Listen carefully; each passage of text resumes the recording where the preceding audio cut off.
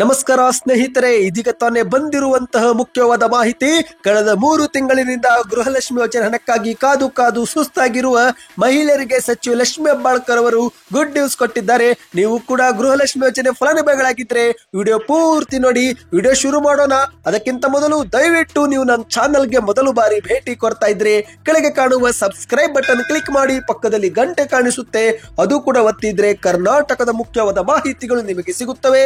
ಈ ಒಂದು ವಿಡಿಯೋಗೆ ಲೈಕ್ ಮಾಡ್ತಾ ದಯವಿಟ್ಟು ವಿಡಿಯೋ ಪೂರ್ತಿಯಾಗಿ ನೋಡಿ.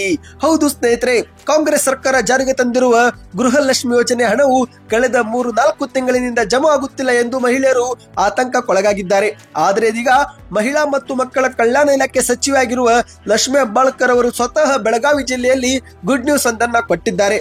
ಹೌದು ಗೆಳೆಯರೆ, ಇದೀಗ ಆರೋಗ್ಯದಲ್ಲಿ ಸ್ವಲ್ಪ ಚೇತರಿಕೆ ಆಗುತ್ತಿದ್ದಂತೆ ಮಾಧ್ಯಮಗಳ ಮುಂದೆ ಮಾತನಾಡಿರುವಂತಹ ಲಕ್ಷ್ಮಿ ಹೆಬ್ಬಾಳ್ಕರ್ ಅವರು ಶೀಘ್ರವೇ ಪೆಂಡಿಂಗ್ ಇರುವಂತಹ ಎಲ್ಲ ಹಣವು ಕೂಡ ಮಹಿಳೆಯರ ಖಾತೆಗೆ ಜಮಾ ಆಗುತ್ತೆ ಎಂದು ಹೇಳಿಕೆಯನ್ನ ಕೊಟ್ಟಿದ್ದಾರೆ. ಹೌದು, ಇದೀಗ ಕಾರು ಅಪಘಾತದಲ್ಲಿ ಬೆನ್ನು ಮೂಳೆ ಮುರಿತ ಪರಿಣಾಮ ಇಷ್ಟು ದಿನ ವಿಶ್ರಾಂತಿ ಪಡೆದುಕೊಂಡಂತ ಲಕ್ಷ್ಮಿ ಹೆಬ್ಬಾಳ್ಕರ್ ಅವರು ಈಗ ಸ್ವಲ್ಪ ಮಟ್ಟಿಗೆ ಆರೋಗ್ಯದಲ್ಲಿ ಚೇತರಿಕೆ ಕಂಡಿದ್ದಾರೆ. ಇದೇ ಒಂದು ವಿಚಾರ ಕುರಿತಂತೆ ಮಾಧ್ಯಮಗಳ ಮುಂದೆ ಮಾತನಾಡಿದಂತೆ ಇವರು, ಈ ಒಂದು ಹಿಂದೆ ಭೀಕರ ಅಪಘಾತದಲ್ಲಿ ನನಗೆ ಬಹಳಷ್ಟು ತೊಂದರೆ ಆಗಿತ್ತು.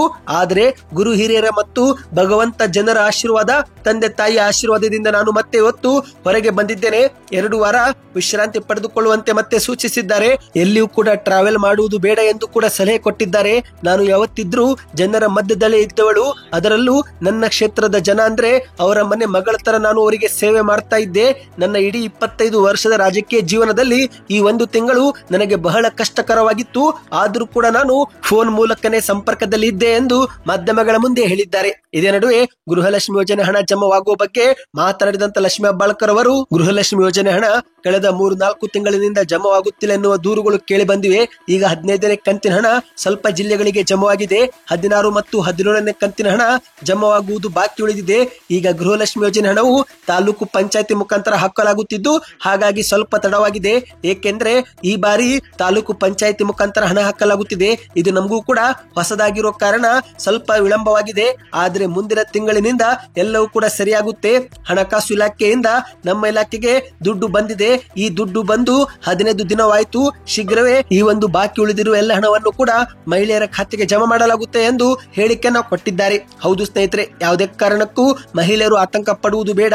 ಗೃಹಲಕ್ಷ್ಮಿ ಯೋಜನೆಯ ಎಲ್ಲ ಹಣ ಮಹಿಳೆಯರಿಗೆ ಜಮಾ ಮಾಡುತ್ತೇವೆ ಎಂದು ಹೇಳಿಕೆಯನ್ನು ಕೊಟ್ಟಿದ್ದಾರೆ. ಹೌದು, ಈ ತಿಂಗಳಿನಲ್ಲಿ 2 ಕಂತು ಜಮಾವಾಗುವ ಸಾಧ್ಯತೆ ಇದೆ ಎಂದು ಹೇಳಲಾಗಿದೆ. ಹೌದು ಗೆಳೆಯರೆ, ಮಾಹಿತಿಯ ಪ್ರಕಾರ ಫೆಬ್ರವರಿ ತಿಂಗಳ ಕೊನೆಯಲ್ಲಿ 15 ಮತ್ತು 16ನೇ ಕಂತು ಜಮಾವಾಗಲಿದ್ದು, 17 ಮತ್ತು 18ನೇ ಕಂತು ಮುಂದಿನ ತಿಂಗಳಲ್ಲಿ ಜಮಾವಾಗುತ್ತೆ.